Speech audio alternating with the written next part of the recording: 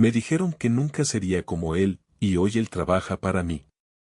Toda mi vida me compararon con él, pintándolo como el ejemplo perfecto que yo jamás alcanzaría. Me culpó por su muerte. O al menos, eso fue lo que sentí que el mundo me gritaba cada día. No era una muerte física, sino la muerte de mis sueños, de mi valía, de mi propia identidad. Siempre fui la sombra, el casi, el podría ser si fuera como él. Esa noche, esas palabras, esa mirada de decepción en los ojos de quienes más amaba, todavía me persigue. Era como si cada logro mío se desvaneciera en el aire, eclipsado por la leyenda de él. Si hubiera sabido lo que estaba a punto de pasar, me habría ido corriendo, no para escapar, sino para encontrarme a mí mismo antes de que esa comparación me destrozara por completo. Pero eso no fue lo peor. Lo que descubrí después me rompió aún más. Hasta entonces creí que había tocado fondo, pero estaba equivocada. Recuerdo mis primeros años, una época de inocencia velada por la expectativa. Yo era un niño curioso, lleno de ideas, de una creatividad que a menudo chocaba con las estructuras que se esperaban de mí. Mi hermano mayor, Andrés, era la antítesis. Metódico, brillante en los estudios, atlético, siempre con la respuesta correcta, siempre un paso adelante. Mira a Andrés, ¿por qué no eres más como Andrés? Andrés lo haría así. Esas frases eran el telón de fondo de mi infancia, un murmullo constante que erosionaba mi autoestima.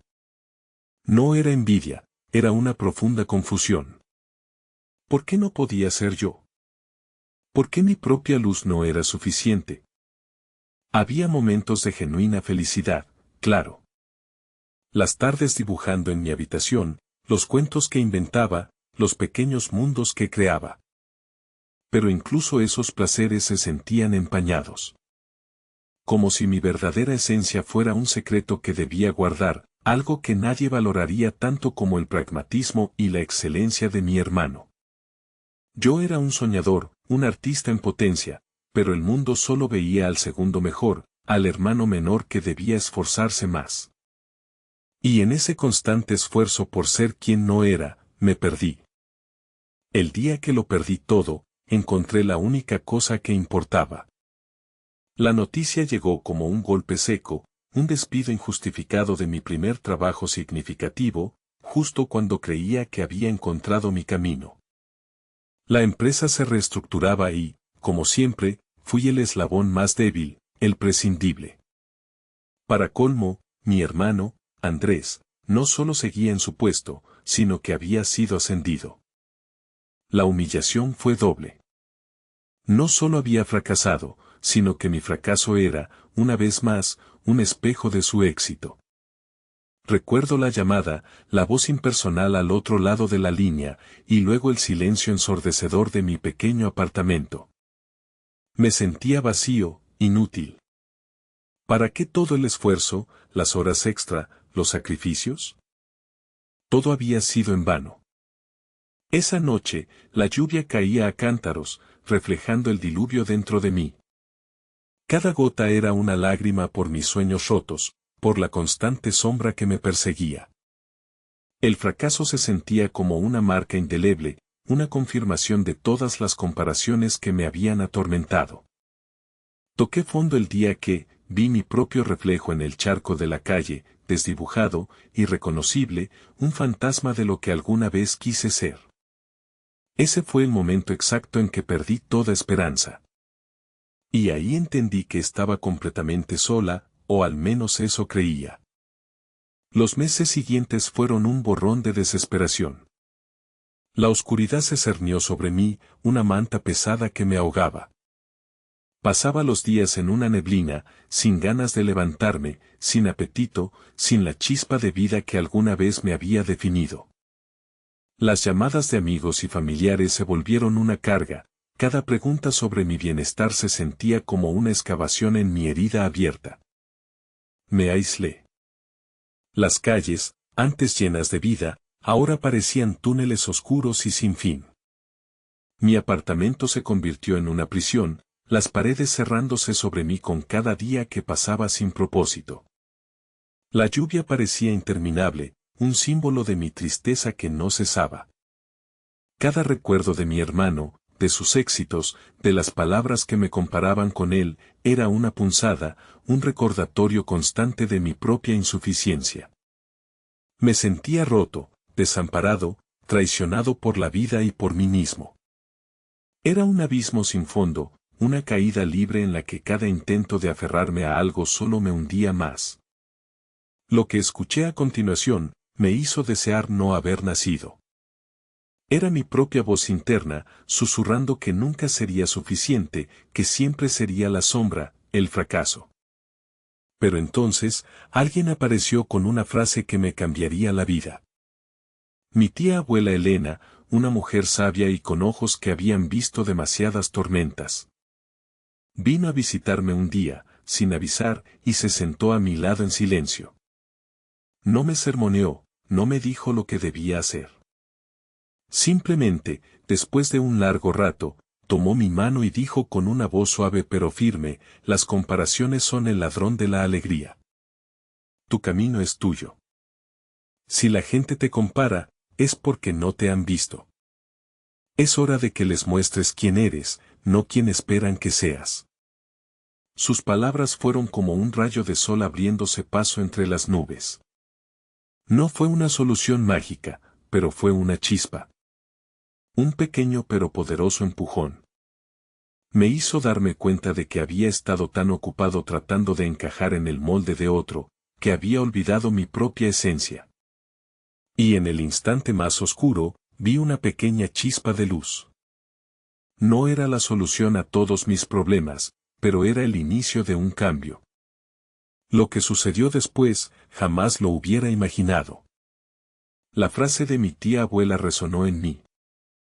Comencé a dar pequeños pasos.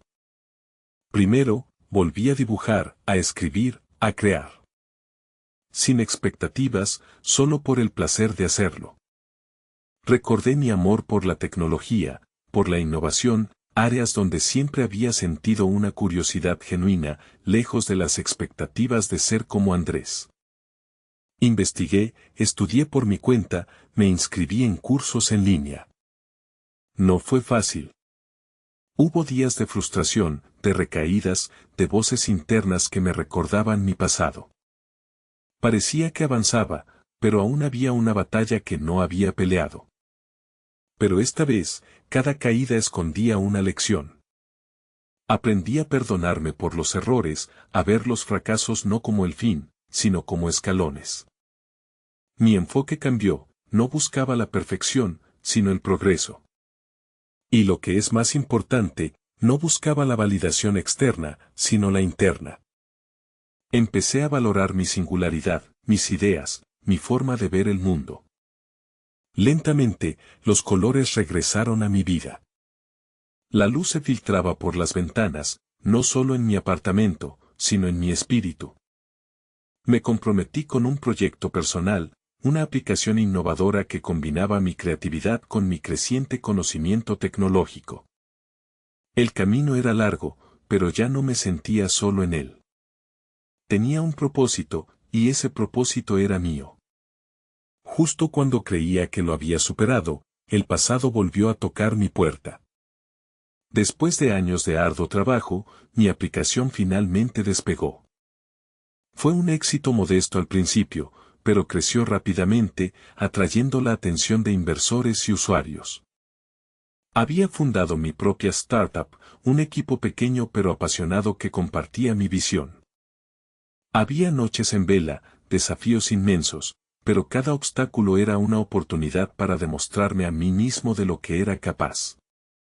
Y entonces, me encontré cara a cara con quien me había hecho tanto daño, aunque sin intención.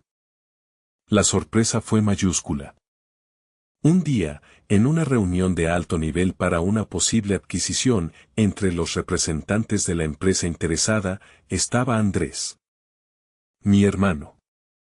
Ya no era el ejemplo perfecto que me atormentaba, sino un profesional más, con algunos años de experiencia pero sin el brillo que yo recordaba. La ironía fue brutal.